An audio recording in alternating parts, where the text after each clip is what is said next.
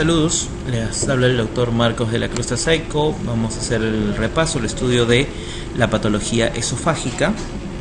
Soy médico asistente del Departamento de Cirugía General y Digestiva del Hospital Edgardo Rebagliati Martins. Haciendo una revisión de las generalidades dentro de la patología esofágica, debemos recordar que el esófago se extiende desde la sexta vértebra cervical hasta la vértebra número 11. Presenta 4 estrechamientos fisiológicos: el esfínter esofágico superior, el cruce con la arteria, con el callado de la arteria aorta, con el bronquio primario izquierdo y por el hiato diafragmático. Es irrigado por las arterias tiroideas superiores e inferiores, ramas de la arteria subclavia. También es irrigado por las arterias bronquiales y es irrigado por la arteria aorta torácica. Asimismo, también el esófago abdominal es irrigado por la arteria coronaria estomáquica o gástrica izquierda. El drenaje venoso del esófago va hacia la vena cava superior, hacia el sistema venoso ácido y hacia la vena porta. Y en el caso de la inervación es inervado por los 2 nervios vagos, el vago izquierdo o vago anterior y el vago derecho o vago posterior. La histología, debemos recordar que el esófago se caracteriza por tener mucosa, submucosa, muscular, la capa circular interna y longitudinal externa, y que carece de serosa. En el caso de la fisiología, debemos recordar que las ondas primarias y secundarias son ondas propulsoras que van a iniciar el peristaltismo a nivel del esófago, y las ondas terciarias son no propulsoras y se van a presentar sobre todo en los pacientes que tienen algún proceso patológico. El esfínter esofágico inferior no tiene una anatomía definida, y el esfínter esofágico inferior se puede ver influenciado por distintas sustancias o elementos que pueden incrementar o disminuir la tonicidad del esfínter esofágico inferior, y ahí tenemos la mnemotecnia AMA. La H corresponde a las hormonas. En el caso de las hormonas que aumentan el tono del esfínter esofágico inferior son la motilina y la gastrina. Las que la disminuyen son la colecististoquinina y la progesterona. En el caso de la letra A vienen a ser los alimentos que aumentan la tonicidad del esfínter son las proteínas, y las que lo disminuyen son el chocolate, el alcohol, la menta. La letra M corresponde a las misceláneas. Las que aumentan la tonicidad del esfínter son los antiácidos, la cisaprida, la metoclopramida, y las que los disminuyen son el diazepam y los antagonistas del calcio, tabaco y nitratos. En el caso de la letra A también son los agentes neurales, como por ejemplo los que los aumentan, los agonistas alfa, los antagonistas beta y los agonistas colinérgicos. Las malformaciones congénitas más asociadas con el esófago, vamos a encontrar la más frecuente corresponde a la atresia esofágica. Recordemos que existen múltiples variedades de las atresias esofágicas, siendo la principal la de tipo 3, en la cual nosotros encontramos una atresia esofágica proximal y una fístula tráqueo-esofágica distal. Recuerden que al existir una atresia esofágica proximal, los recién nacidos se van a caracterizar por tener una cialorrea bien marcada. Ese es un síntoma muy típico de este tipo de atresia traqueoesofágica, y recuerden siempre el principal tipo de atresia esofágica es la atresia esofágica proximal con fístula tráqueo-esofágica distal. Recuerden ustedes que, como habíamos mencionado hace un momento, la atresia esofágica con fístula distal es la más frecuente. La clínica van a ser confirmadas por diferentes estudios diagnósticos, como por ejemplo la radiografía con contraste hidrosoluble. El factor pronóstico principal es que siempre se va a asociar con una anomalía congénita, con otras anomalías congénitas que pueden ser del tubo digestivo o a nivel de otros aparatos y sistemas. La clasificación de LAT, a la cual hacíamos referencia, vamos a encontrar 5 tipos. La primera, atresia sin fístula. El tipo 2, la fístula proximal y atresia distal. El tipo 3 es la atresia proximal y fístula distal, que representa el 88% de todas estas clasificaciones. El tipo 4 es la doble fístula, tanto proximal como distal. Y el tipo 5 es la fístula sin atresia. Recordemos siempre la de tipo 3 es la más frecuente, y con la complicación posquirúrgica más frecuente, en este caso, es que el reflujo gastroesofágico es la que presenta las mayores complicaciones o es la que puede ser más grave en este tipo de pacientes. Uno de los síntomas muy importantes que encontramos en la patología esofágica es la disfagia, y esta patología la podemos recordar con esta mnemotecnia, la mnemotecnia MEMO. La ME corresponde a la disfagia mecánica y la MO corresponde a las disfagias motoras. En el caso de las disfagias mecánicas, habitualmente es una disfagia a sólidos, la cual puede ser de dos tipos, intermitente o progresiva. Si es una disfagia mecánica intermitente, es decir, solo a sólidos, podemos estar hablando del anillo de Schatzki. Recuerden que el anillo de Schatzki, también denominado como anillo esofágico inferior, constituye un estrechamiento a nivel de la porción inferior del esófago, que generalmente puede ser de origen congénito o adquirido, que ocasiona disfagia y está constituido por una membrana que disminuye el diámetro o la luz del esófago de forma variable. En el caso de la disfagia mecánica progresiva, vamos a tener síntomas asociados como pueden ser la firosis previa, y en este caso podría estar constituida por una estenosis péptica, por un reflujo gastroesofágico. También puede ser una disfagia mecánica progresiva sin pirosis previa, que se asocia con un síndrome consuntivo general, y esto podría estar asociado con un carcinoma esofágico. Luego tenemos la disfagia motora, la cual se presenta tanto a sólidos como a líquidos. Si es una disfagia motora intermitente, estamos hablando de un espasmo esofágico difuso. Si estamos hablando de una disfagia motora progresiva, también tenemos que hacer la diferencia. ¿El paciente tiene pirosis o no? Si tiene pirosis, estamos relacionados con enfermedades tipo neurológicas o del tejido conectivo, como por ejemplo la esclerodermia.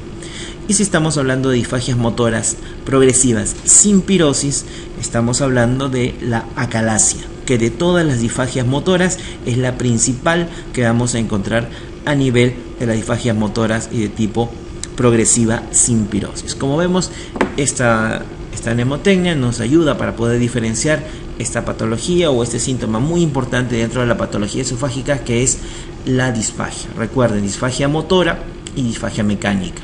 Ambas son intermitentes y progresivas. La disfagia mecánica habitualmente a sólidos, intermitente, anillo de Schatzki. Si es progresiva, recordar, ¿hay pirosis o no hay pirosis? Si hay pirosis, asociado a reflujo, por lo tanto, estenosis péptica.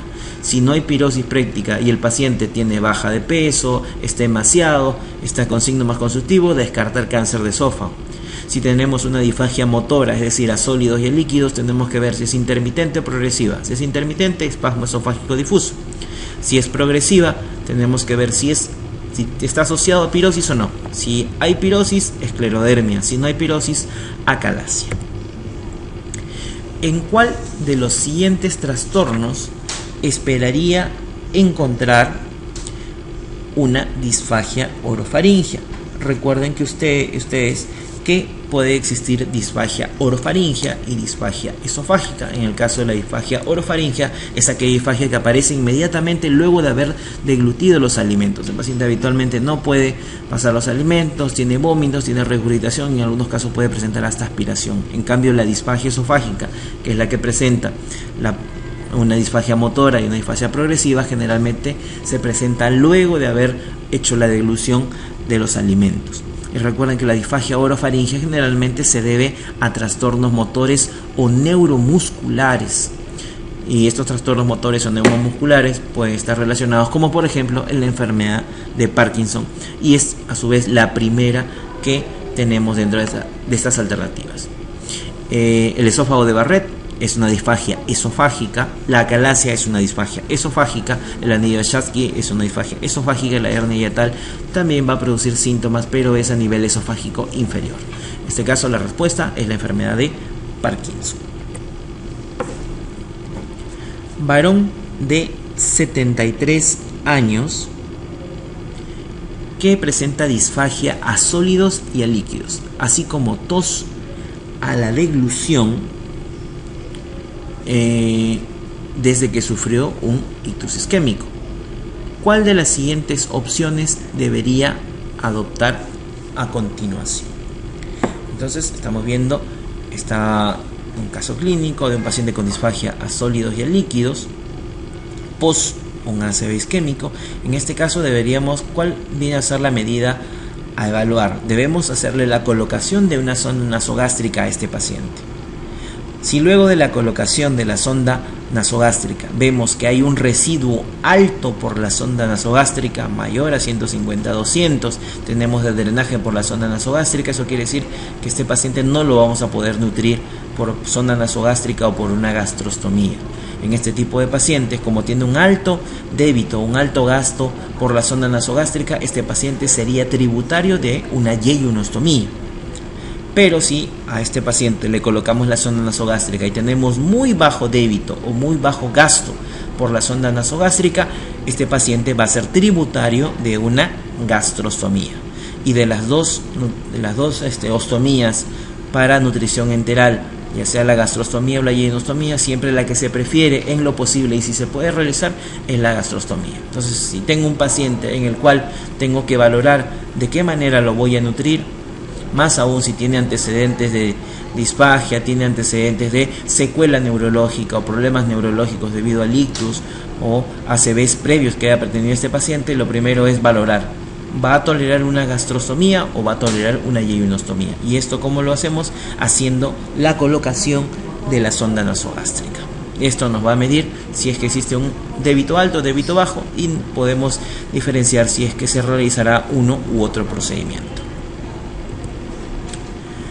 Dentro de las disfagias motoras más frecuentes encontramos a la acalasia.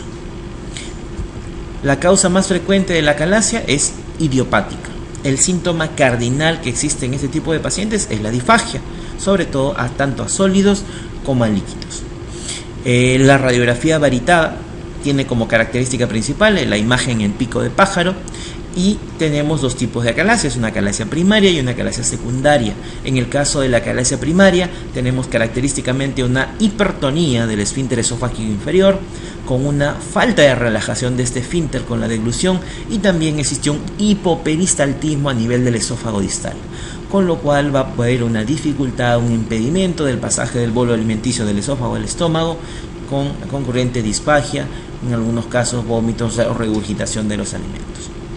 Debemos recordar que la presión en reposo de nuestro cuerpo se encuentra elevada y recordar que la colecistoginina generalmente debería producir una dilatación del esfínter esofágico inferior, pero en la acalasia encontramos un efecto paradójico.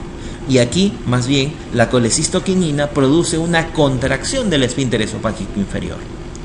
Eso es lo que se denomina el efecto paradójico.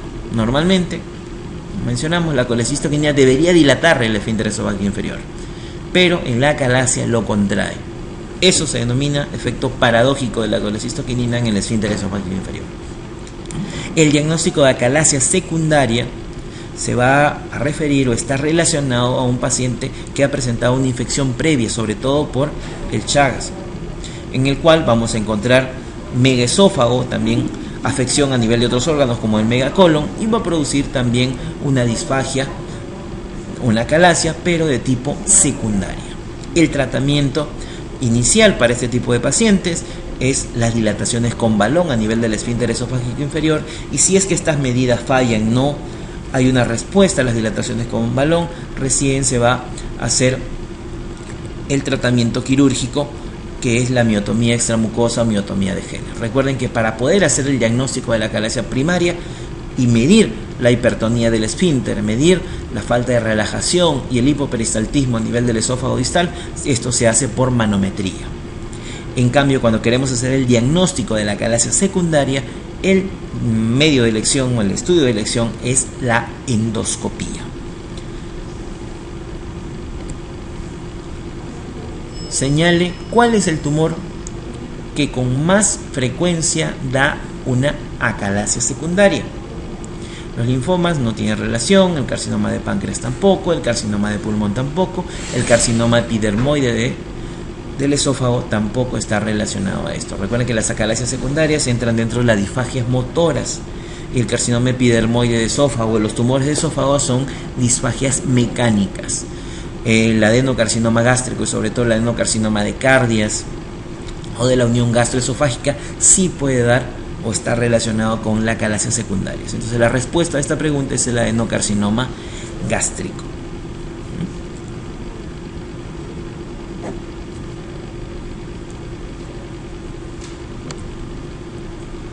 Una de las siguientes no suele verse como complicación de la acalasia. Disminución de peso, sí, recuerden que no hay pasaje de los alimentos al estómago, por lo tanto el paciente no se va a nutrir adecuadamente y va a tener una baja de peso. El hecho de que los alimentos se queden a nivel del esófago inferior, no pasen al estómago, pueden provocar trastornos, alteraciones a nivel de las bacterias, a ese nivel, con la concurrente displasia de los tejidos a nivel del esófago distal y la posibilidad de aparición de carcinoma esofágico.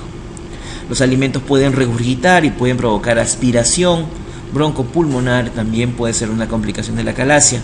Producto de los alimentos que pueden estar diversos tipos de tiempo a nivel del esófago distal sin poder pasar al estómago, pueden causar irritación de la mucosa esofágica y también causar esofagitis. El déficit de vitamina B12 no tiene ninguna relación con el estudio o las complicaciones secundarias a la acalasia. En este caso, recordamos nuevamente, en la acalasia puede haber baja de peso, puede haber relación con el carcinoma esofágico, puede haber aspiración pulmonar y también puede haber esofagitis. Luego tenemos la siguiente pregunta. La mujer de 48 años con diagnóstico de acalasia que tras someterse a 2 dilataciones neumáticas presenta recurrencia de la disfagia. ¿Cuál de los siguientes tratamientos sería considerado como el tratamiento de elección en este tipo de pacientes? El tratamiento de elección en este tipo de pacientes sería la miotomía de Heller. Recuerden que la primera medida para tratar la acalasia es dilatarlo con balones. Si no hay ninguna medida, entonces se puede hacer la miotomía de Heller asociado con alguna fundoplicatura o una cirugía antirreflujo. Las indicaciones de la cirugía en la acalasia vienen a ser el fracaso de las dilataciones neumáticas, que existan erosiones a nivel del esófago distal con la consecuencia de esofagitis y posibilidad de cáncer esofágico, divertículos de esófago a nivel distal, los divertículos epifrénicos, y recuerden que el tratamiento definitivo, quirúrgico definitivo, es la miotomía de Heller más alguna técnica antirreflujo. Recuerden que en la miotomía lo que se hace es la sección de las fibras musculares del esófago distal, tanto proximal y distal a la unión gastroesofágica, con la consiguiente dilatación del segmento del esófago distal y el posterior pasaje de los alimentos desde el esófago hacia el estómago. Pero como ya se ha roto ese esfínter esofágico inferior, se tiene que asociar a una técnica antirreflujo. ¿Para qué? Para prevenir que el contenido, el jugo gástrico, pueda regresar hacia el esófago y pueda causar una esofagitis péptica. Existen también unas alternativas en el tratamiento de la acalasia, como puede ser el uso de toxina botulínica, pero esa toxina botulínica se va a utilizar solo cuando no se puede someter a un paciente a miotomías o dilataciones, paciente con riesgo quirúrgico elevado o algunas otras comorbilidades que no pueden ser sometidas a cirugía o que no pueden ser dilatados. En esos casos sí se puede utilizar toxina botulínica para relajar el esfínter esofágico inferior y pueda haber el pasaje del bolo alimenticio hacia el estómago. A un paciente diagnosticado con acalasia mediante manometría esofágica se le realiza una esofagoscopía con biopsias negativas para histología tumoral y un estudio varitado donde se aprecia un divertículo epifrénico. ¿Es correcto afirmar que el paciente padece una acalasia secundaria? No, es una acalasia predominantemente de tipo primaria. Recuerden, las primarias se diagnostican con manometría, las acalasias secundarias en la región de endoscopía, y en la endoscopía generalmente estos tipos de pacientes están asociados a infecciones, por ejemplo el Chagas. No tiene riesgo aumentado de cáncer esofágico. Falso, sí tiene riesgo aumentado para cáncer de esófago, por eso deben ser tratados estos tipos de pacientes. Este paciente tiene una manometría en la cual ya se ha evidenciado que hay alteraciones y esa calasia primaria, bueno, la alternativa número 4 no corresponde, no tiene relación con el enunciado de la pregunta. El riesgo de esofagitis aparece únicamente tras el tratamiento, también es falso. El paciente debe someterse como tratamiento electivo a una miotomía de Heller. Esta es la respuesta correcta. Dentro de las disfagias de tipo motoras y las que son intermitentes, tenemos la principal de ellas, que es el espasmo difuso del esófago. En el caso de la clínica hay un dolor retroesternal, a veces asociado a la presencia al uso, a la toma de bebidas frías. Clínicamente, la presencia de dolor a nivel retroesternal, que incluso muchos lo asocian o lo ponen como diagnóstico diferencial de problemas coronarios agudos. En la radiografía se evidencia un esófago en forma de sacacorchos. El diagnóstico del espasmo esofágico difuso se hace con manometría, en la cual se evidencian contracciones simultáneas de diferentes secciones del esófago, pero que son no peristálticas, y estos contribuyen y dan la clásica sintomatología de dolor retroesternal. El tratamiento de inicio en este tipo de pacientes es el linfedipino, y para los casos refractarios se utilizan las dilataciones. Si fallan al tratamiento médico, recién se va al tratamiento quirúrgico, que es la miotomía longitudinal. Otro de las patologías asociadas con disfagias de tipo motoras, tenemos a la esclerodermia, en la cual vamos a encontrar una clínica en la cual encontramos un reflujo gastroesofágico por incompetencia del esfínter esofágico inferior. La radiografía se evidencia característica de un esófago en forma de tubo rígido. El diagnóstico también se hace por manometría, evidenciando un hipoperistaltismo a nivel del esófago y una hipotonía del esfínter esofágico inferior. Recuerden que, a diferencia de lo que existe en la calasia, existe una hipertonía del esfínter esofágico inferior, y en la esclerodermia hay una hipotonía del esfínter esofágico inferior. El tratamiento en este caso es muy similar al reflujo gastroesofágico, primero con medidas que constituyen tratamiento médico higiénico dietético, y también el uso de inhibidores de bomba de protones o de antiácidos para prevenir el reflujo. Si no existe una medida, recién pasan al tratamiento quirúrgico. El reflujo gastroesofágico, la causa fundamental es la incompetencia del esfínter esofágico inferior. El síntoma cardinal es la sensación de vinagrera, dolor urgente retroesternal, que se denomina la pirosis. El diagnóstico, tenemos que recordar que existe una clínica en ese tipo de pacientes, que existe dolor retroesternal con sensación de reflujo, de vinagrera, en pocas palabras la pirosis. Se realizan algunos tipos de exámenes para pacientes o casos atípicos o casos refractarios. La primera prueba que debemos realizar en este tipo de pacientes es el esofagograma. La prueba más sensible y específica para los pacientes con reflujo gastroesofágico es la pH-metría de 24 horas, y sobre todo si es que tenemos la sospecha de que puedan haber consecuencias o complicaciones secundarias al reflujo gastroesofágico, realizamos las endoscopías.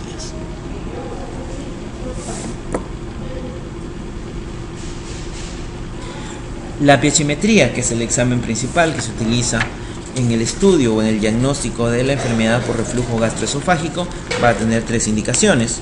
Una es la refractariedad al tratamiento médico. Dos, se realiza tanto pre y posoperatoria para evaluar al paciente antes y luego de la cirugía para evidenciar nuestros resultados. Y tres, vienen a ser la presencia de síntomas extratorácicos. Recuerden que en la enfermedad por reflujo gastroesofágico no solo encontramos la pirosis, sino también podemos encontrar pacientes con tos, con broncoespasmo, a veces un asma que, a pesar del buen tratamiento con inhaladores o distintos tipos de medicamentos para esta patología, no responden a estas medidas, y entonces puede estar relacionado con enfermedades de reflujo gastroesofágico.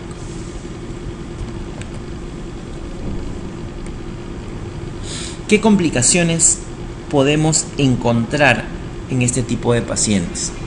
En este tipo de pacientes podemos encontrar una esofagitis péptica, podemos encontrar trastornos motores, complicaciones pulmonares por aspiración, por el reflujo gastroesofágico y la presencia de anillos de Chasky. El tratamiento de inicio es el tratamiento médico. En los pacientes con enfermedad por reflujo gastroesofágico leve, el tratamiento son con antiácidos y procinéticos, generalmente son anti-H2 o inhibidores de bomba de protones, procinéticos como la cisaprida. Si es una enfermedad por reflujo gastroesofágico moderado, también se utilizan los anti-H2. Y en el caso de los pacientes con reflujo gastroesofágico severo, se utilizan los inhibidores de bomba de protones.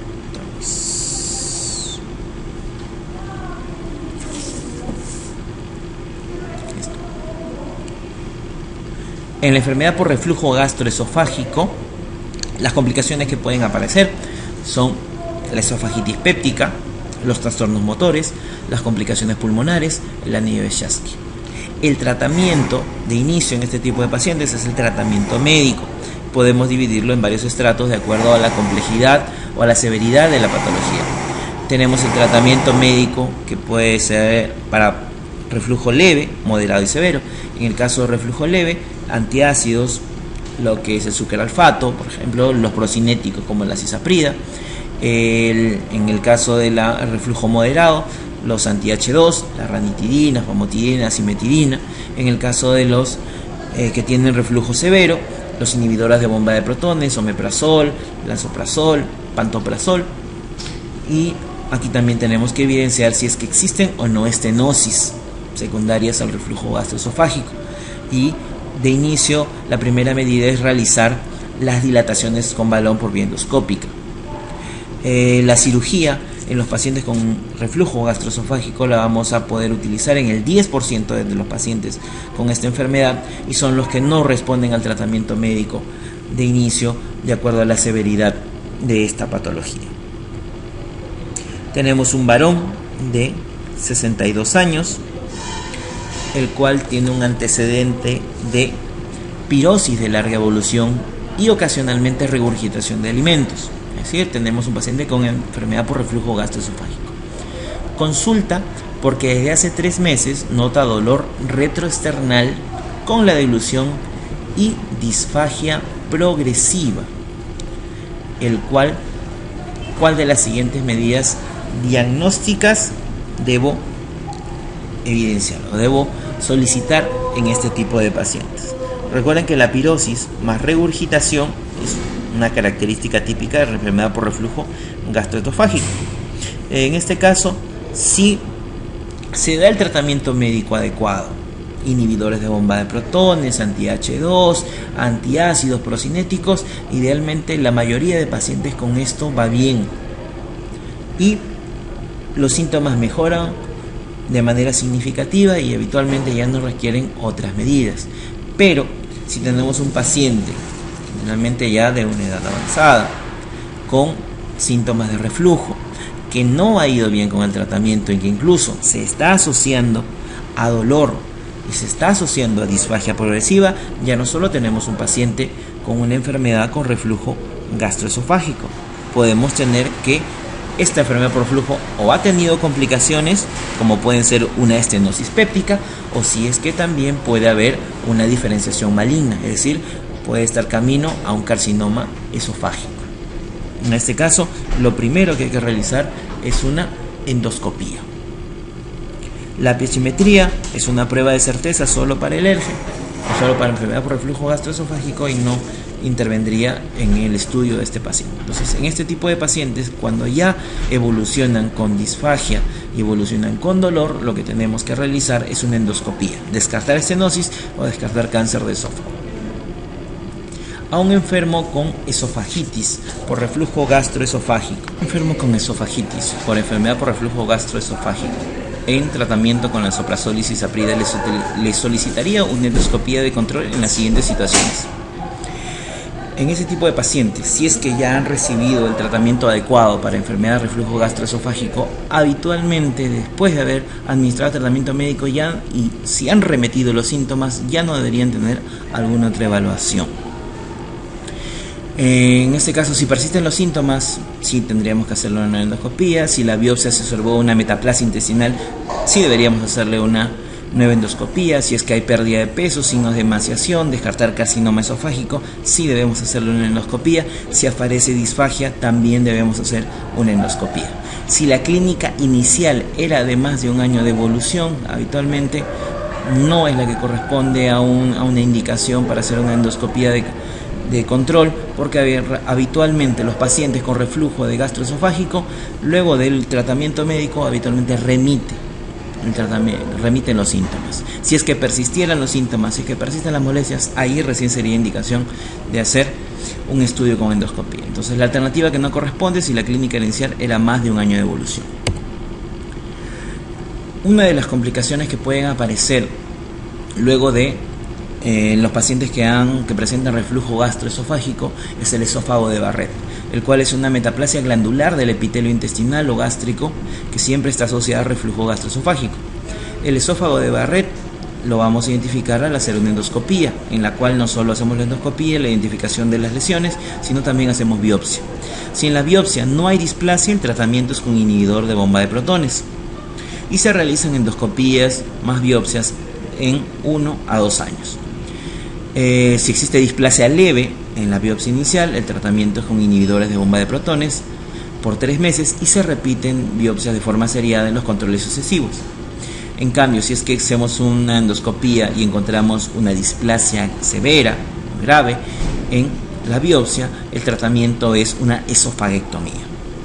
En el caso de los pacientes con displasia leve que van a tratamiento médico con inhibidores de bomba de protones por 3 meses, debemos ver si es que luego de haber iniciado el tratamiento médico persiste o no persiste la esofagitis.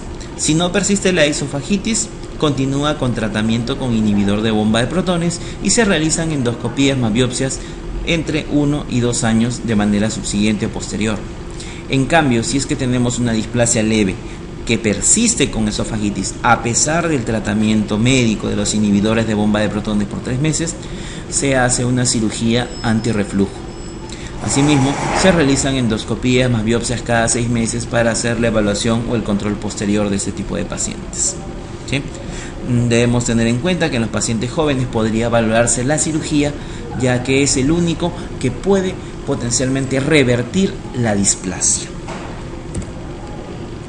Tenemos un paciente varón de 45 años en el cual se le realiza una endoscopía oral para el estudio de reflujo gastroesofágico de larga evolución y se evidencian varias lengüetas de mucosa de aspecto gástrico que ascienden a 6 centímetros. La biopsia es informada como metaplasia intestinal con displasia leve. ¿Cuál sería su próxima acción? ¿Cuál sería el tratamiento indicado en este tipo de pacientes? Recuerden, pacientes que tienen ya el diagnóstico de esófago de Barrett y vemos que es una displasia leve, el tratamiento es hacer un tratamiento médico con inhibidores de bomba de protones, es decir, omeprazol, lansoprazol, pantoprazol, y hacer el estudio o los controles endoscópicos en los meses subsiguientes. En este caso, hacer esofaguectomía no, porque es solo para displasia severa o cuando ya hay diagnóstico de cáncer. Fundoplicatura de Nissen si es que el paciente tiene displasia leve pero no ha respondido al tratamiento con inhibidores de bomba de protones y persiste con pirosis. Tratamiento sintomático con revisión endoscópica cada 2 años, no, ese de aquí es para los pacientes que no tienen displasia. El tratamiento indefinido con omeprazol con revisiones endoscópicas anuales tampoco. La respuesta en este caso de la pregunta sería el tratamiento con omeprazol por 3 meses y revisión endoscópica en los 3 meses siguientes. Una paciente de 38 años consulta por pirosis de larga evolución que en los últimos meses ha empeorado. En la endoscopía se aprecia una gran lengüeta de mucosa similar a la gástrica de 5 centímetros con una ulceración central. La biopsia se informa como esófago de Barrett con displasia severa. ¿Qué le recomendaría a su paciente? ¿Tratamiento con pantoprazol y revisión en 6 meses? No, ese es el tratamiento para una displasia leve. Cirugía antirreflujo, también es tratamiento para una displasia leve que persiste con pirosis. Tratamiento con omeprazol y supralfato y revisión en 3 meses, tampoco. La realización de una pH-metría 24 horas para cuantificar el reflujo, tampoco.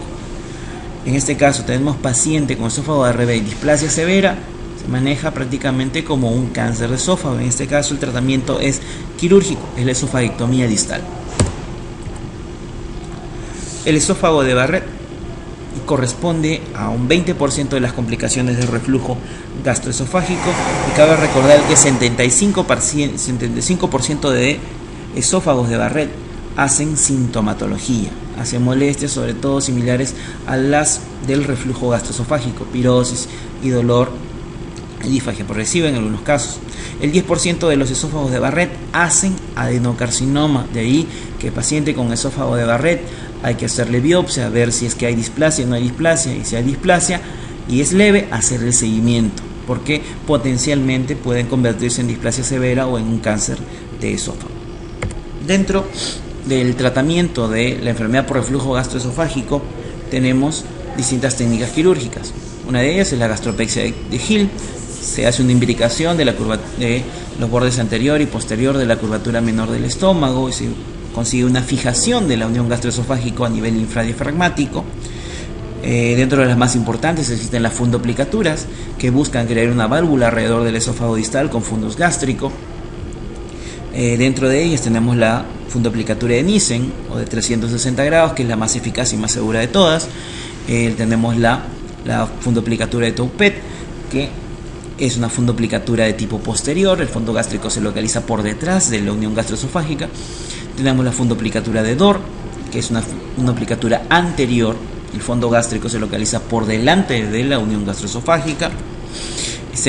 En algunos pacientes se utilizan fundoplicaturas parciales, es decir, la fundoplicatura de Toupet y fundoplicatura de Dor, sobre todo en los pacientes en los cuales existe una motilidad esofágica alterada. En cambio, en los pacientes que no hay una motilidad esofágica alterada, se utiliza la fundoplicatura de Nissen. Si tenemos pacientes con alto riesgo quirúrgico, en los cuales existe una alta posibilidad de complicaciones durante la cirugía, se prefiere o se pueden realizar por vía endoscópica la colocación de unas prótesis de silicona a nivel de la unión gastroesofágica. Tenemos un paciente con una incompetencia del esfínter esofágico inferior, que puede ser primaria o secundaria. En el caso de la secundaria, puede ser secundaria a una esclerodermia, puede ser secundaria a embarazo, puede ser secundaria a los fármacos, puede ser secundaria al tabaco. Esto genera un reflujo gastroesofágico que puede ser asintomático o puede manifestarse por esofagitis. En el caso de los pacientes que desarrollen esofagitis, pueden tener una clínica típica, como por ejemplo la aspirosis o aspiraciones broncopulmonares. En este tipo de pacientes las primeras medidas son medidas higiénico-dietéticas y posturales, y este tratamiento habitualmente es de corta duración. Si es que no hay respuesta, pasará a unas segundas medidas ya con el uso de fármacos.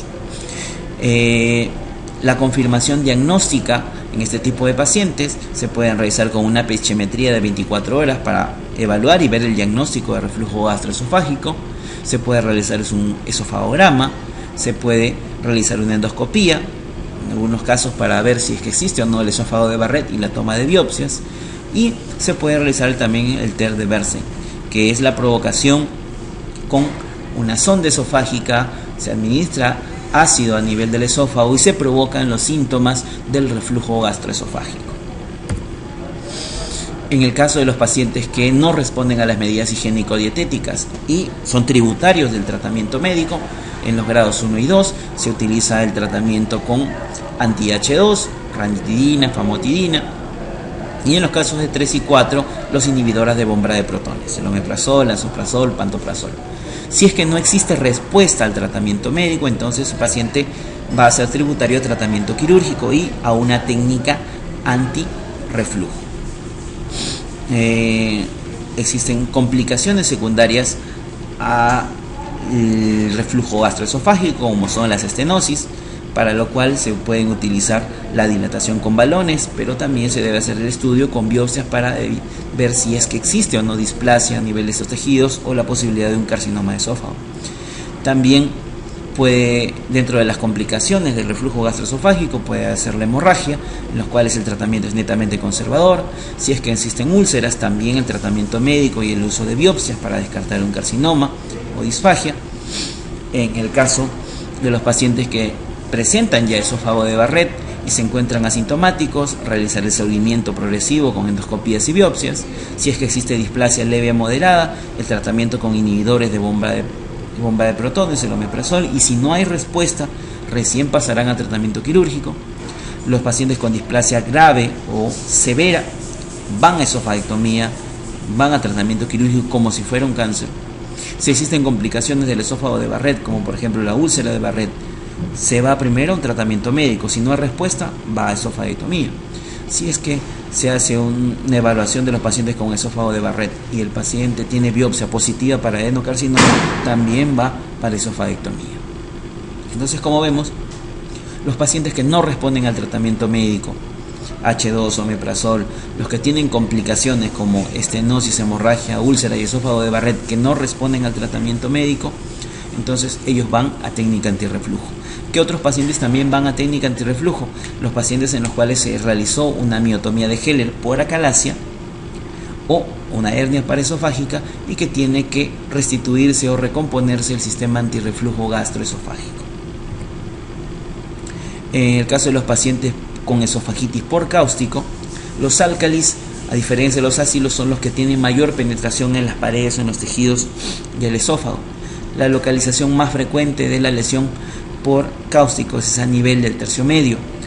Las complicaciones que podemos recordar, o una forma de poder recordar estas características, es que el tercio medio del esófago es el que más es penetrado o es más lesionado por los cáusticos. La perforación generalmente se evidencia en mayor frecuencia o de mayor posibilidad dentro de los 3 primeros días luego de haber ocurrido el accidente. A largo plazo, las complicaciones que pueden aparecer en este tipo de pacientes son las estenosis y el cáncer. La endoscopía habitualmente se puede realizar dentro de las primeras 12 horas siempre y cuando no haya la sospecha de que haya una perforación esofágica. En el tratamiento de estos tipos de pacientes que llegan a la emergencia no hay que hacer lavados gástricos, no vómitos, evitar la dieta, analgésicos, todo por vía endovenosa, antibióticos y corticoides. Los cáusticos habitualmente no se deberían neutralizar.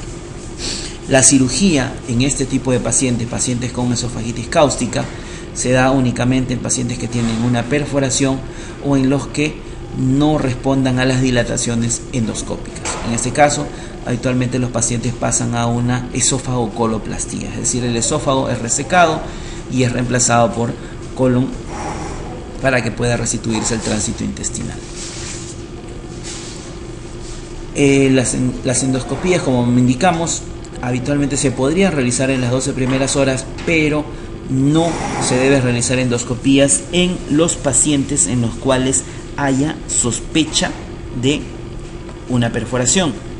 ¿Qué es lo que debemos hacer en estos tipos de pacientes para descartar si es que no hay una perforación? Hacer una radiografía de tórax, descartar que haya o no haya neumomediastino o neumoperitoneo, los cuales son indicativos de contraindicación para hacer una endoscopía urgente. ¿Sí? Tenemos pacientes con radiografía de tórax donde hay neumomediastino, no hacer endoscopía; donde hay neumoperitoneo a nivel de la cavidad abdominal por perforación gástrica, tampoco hacer una endoscopía. Si tenemos la radiografía de tórax y abdomen que no hay neumomediastino, no hay neumoperitoneo, es decir, no hay signos de perforación, recién se puede pasar una endoscopía. Si no fuera así, entonces se podría todavía diferir o esperar algunos días. Acuérdense que los cáusticos no pueden neutralizarse, más los ácidos sí se pueden neutralizar. Mujer de 58 años, obesa, hipertensa y con enfermedad de Alzheimer, que acude a urgencias tras ingestión accidental de lejía. La paciente refiere dolor intenso, retroesternal, sin disnea. ¿Cuál sería la primera medida a realizar? Recuerden que la endoscopía urgente antes de las 24 horas se puede hacer, pero haciendo el previo descarte de si es que existe o no perforación esofágica. ¿Y qué es la primera medida para poder descartar si hay perforación esofágica? Hacer una radiografía de tórax. Esa es la medida inicial que debemos tener en este tipo de pacientes luego de haber estabilizado, colocarle su vía y demás. La primera medida, en este caso, la respuesta para esta pregunta correspondería a realizar una radiografía de tórax en busca de descartar si hay o no neumomediastino. Si no hay neumomediastino, no hay neumoperitoneo, no hay signos de perforación esofágica, entonces recién se puede hacer una endoscopía, idealmente dentro de las primeras 24 horas. No neutraliza la lejía, corticoides para reducir la inflamación, no es una medida ideal como al inicio para poder hacer el manejo de este tipo de pacientes. Esofagectomía urgente para evitar la mediastinitis tampoco es una medida adecuada en este tipo de pacientes. ¿Cuál de los siguientes tratamientos sería de elección de una esofagitis alcalina? La famotidina, un H2, no. El Nicol tampoco. El omeprazol tampoco. El anexamato de zinc tampoco. En este caso, en este tipo de pacientes con esofagitis alcalina, actualmente esofagitis biliar, lo que se hace es el tratamiento con sucralfato. Los tumores que existen a nivel esofágico podemos dividirlos en tumores benignos y malignos. Los tumores benignos más frecuentes es el leiomioma, ubicado a nivel del tercio inferior del esófago. El diagnóstico se realiza con endoscopía, habitualmente sin biopsia. El tratamiento es enucleación extramucosa de la tumoración. Los tumores malignos del esófago a la cabeza, tenemos el adenocarcinoma, es una lesión, la lesión premaligna, generalmente asociada con el esófago de Barrett. También tenemos el carcinoma epidermoide, de los cuales es el más frecuente de los tumores malignos en el esófago. Podemos tener lesiones premalignas, por ejemplo, en los pacientes que tienen síndrome de Brown-Merviso, con lo que cuales constituyen el mayor riesgo en este tipo de pacientes. Esofagitis cáusica, la tilosis palmoplantar y la calasia son las lesiones premalignas para el carcinoma epidermoide. Adenocarcinoma, esófago de Barrett. Carcinoma epidermoide, Plummer-Bison, esofagitis cáusica, tilosis palmoplantar y acalasia. La localización más frecuente de los tumores malignos del esófago, sobre todo los carcinomas epidermoides, es en el tercio medio, muy diferente del adenocarcinoma y el esófago de Barrett, que es en el tercio distal. La clínica de los pacientes con carcinoma esofágico es la disfasia progresiva y el diagnóstico se realiza con una endoscopía más biopsia. En este caso, recordar que los tumores malignos es un tumor de M, es decir, es un tumor de la parte media o el tercio medio del esófago, sobre todo los carcinomas epidermoides. Adenocarcinoma, tercio distal del esófago. Los tumores de esófago, el tratamiento de elección, como la mayoría de tumores, es la cirugía, pero debemos recordar que solo se resecan el 40% de todos los tumores esofágicos diagnosticados. En el caso de los pacientes con cáncer de esófago cervical, la técnica a utilizar es la esófago-laringectomía, vaciamiento o disección ganglionar cervical radical y una esófago-gastrostomía. En el cáncer de esófago torácico superior y medio se realiza la técnica de Ivor-Lewis, en la cual se realiza una esofagectomía subtotal, una esófago-gastrostomía y una piloroplastia.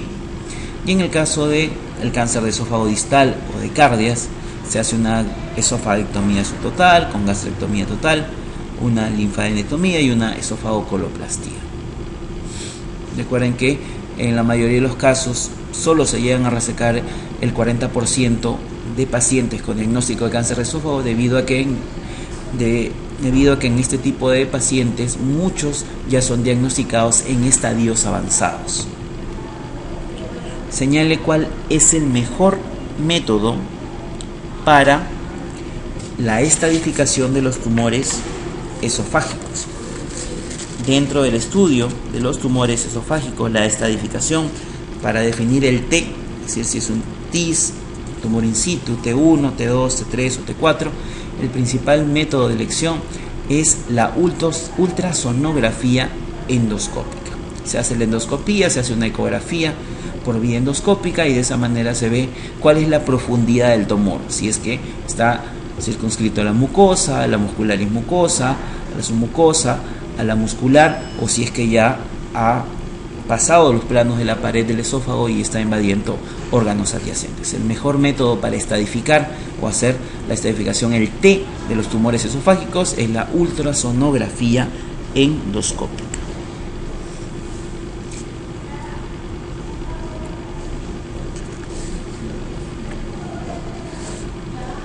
Dentro de las patologías esofágicas y del hiato esofágico, hiatos diafragmáticos, tenemos las hernias diafragmáticas. Más del 95% de las hernias diafragmáticas son no traumáticas y más del 90% son del hiato, sobre todo hernias hiatales o hernias diafragmáticas. Debemos recordar que dentro de las hernias diafragmáticas, sobre todo en la parte de la cirugía pediátrica, tenemos las hernias de Morgani o las hernias de Bogdalek. Las hernias de Morgani localizada a nivel retroesternal, a nivel sifoideo, o las hernias de Bogdalek ubicadas en la región posterolateral izquierda, sobre todo a nivel evidenciadas en lo que son los recién nacidos. Las hernias hiatales, tenemos el tipo 1, que constituye el 90% de todas las hernias hiatales. Es una hernia por deslizamiento, son hernias habitualmente asintomáticas o en algunos casos pueden dar síntomas de enfermedad reflujo gastroesofágico. El diagnóstico se hace con un tránsito varitado y el tratamiento habitualmente en ese tipo de pacientes es tratamiento médico. El tipo 2, que constituye el 10% de todas las hernias hiatales, es una hernia paraesofágica. También pueden ser asintomáticas, pueden dar problemas mecánicos intratorácicos o también manifestarse con vólvulos gástricos. En estos casos, si es que hay un vólvulo gástrico o problemas mecánicos, el paciente refiere una imposibilidad de vomitar. En este tipo de pacientes, los que ameritan tratamiento quirúrgico, es decir, los pacientes que tienen vólvulo gástrico, problemas mecánicos intratorácicos, pasan al tratamiento quirúrgico, ya sea con fundoplicaturas o cruroplastías, es decir, reparación de los hiatos diafragmáticos o hiatos esofágicos. Dentro de la patología esofágica también encontramos los divertículos. Recuerden que los divertículos verdaderos tienen todas las capas y en este caso en el esófago encontramos los divertículos verdaderos que constituyen o están formados por todas las capas del esófago. Las etiologías de los divertículos pueden ser de la etiología adquirida, como lo es el divertículo de Zenker, el cual es un divertículo localizado sobre el músculo cricofaringio. Este es un falso divertículo conformado por mucosa y submucosa, formado por la pulsión de la mucosa y submucosa a través de un defecto en el músculo cricofaringio. El síntoma más importante en este tipo de pacientes es la disfagia. La complicación más frecuente es la neumonía por aspiración. El diagnóstico se realiza por un esofagograma y la endoscopía en este tipo de pacientes está contraindicada porque podría presentar una perforación del divertículo. El tratamiento es quirúrgico. Generalmente, si es que es un divertículo menor a 5 centímetros, se realiza la miotomía del músculo cricofaringio, pero si es un divertículo mayor a 5 centímetros, se hace la miotomía del divertículo más la diverticulectomía. En esta imagen podemos ver la presencia de un divertículo en el tercio superior del esófago a nivel del músculo cricofaringio. Este es el divertículo de Zenker. Como ven, el diagnóstico se hace por una radiografía contrastada o varitada. Una de las siguientes condiciones o consideraciones acerca del divertículo de Zenker no es la correcta. Se manifiesta generalmente en los adultos y surge en la zona de la hipofaringe, cierto. El diagnóstico se hace con estudios varitados, idealmente con estudios varitados, no la endoscopía porque puede haber perforación. El riesgo de que se desarrolle un carcinoma de células escamosas está relacionada en un 0.4% en los divertículos de larga evolución, también es cierto.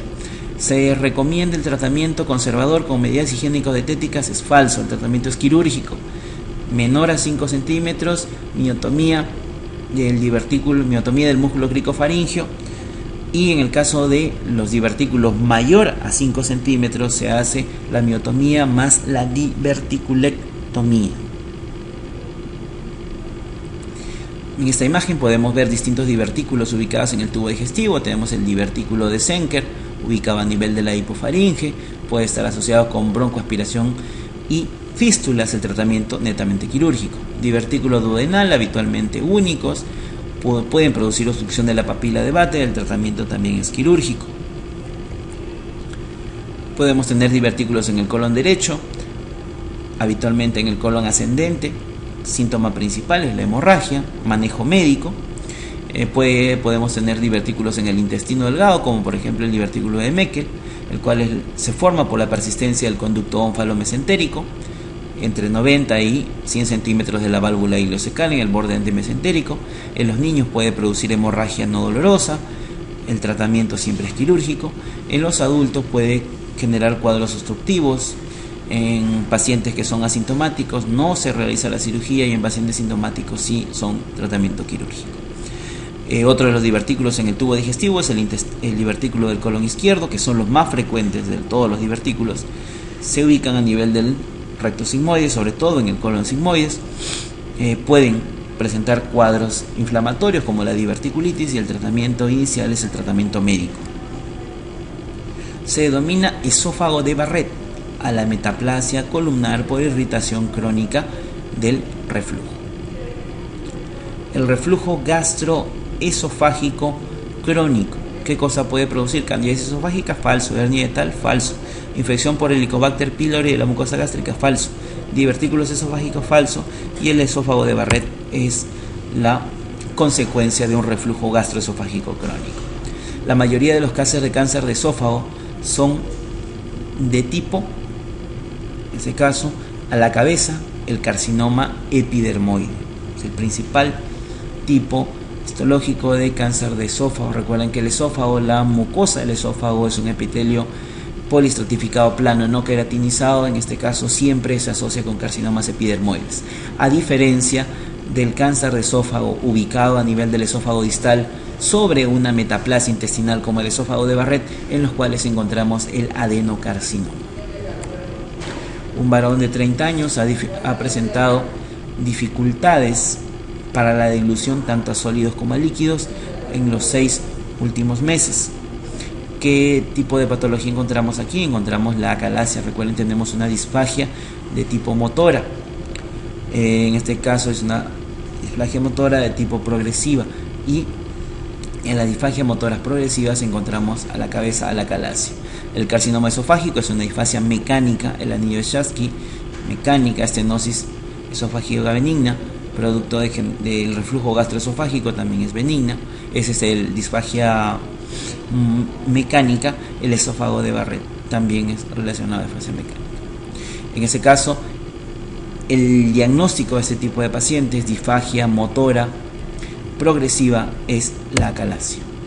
El esófago de Barrett es un trastorno en el cual un epitelio metaplásico reemplaza al epitelio de la porción distal del esófago. Recordemos que el esófago normalmente tiene un epitelio polistratificado plano no queratinizado, es decir, es un epitelio escamoso. Ese es el epitelio normal del esófago. Pero en el esófago de Barrett, ese epitelio escamoso es reemplazado por un epitelio de tipo cilíndrico, es decir, la letra D. En este caso, el enunciado sería de la siguiente manera: el esófago de Barrett es un trastorno en el cual el epitelio cilíndrico metaplásico reemplaza al epitelio escamoso de la porción distal del esófago. Característica típica del esófago de Barrett. Varón que presenta vinagrera, pirosis, tos crónica y ronquera matutina. Endoscopía digestiva alta, rigidez y úlcera en el esófago distal. ¿Cuál es el diagnóstico probable? Vinagrera, pirosis, enfermedad por reflujo gastroesofágico. Tos, ronquera, matutina, también características o síntomas extraesofágicos del reflujo gastroesofágico. La endoscopía, rigidez y úlcera, es decir, ya existen complicaciones de este reflujo gastroesofágico. En este caso, el diagnóstico más probable corresponde al esófago de Barrett. Muy bien, de esa manera hemos culminado con la revisión de la patología esofágica, y nos estamos revisando otros temas en una nueva oportunidad. Gracias.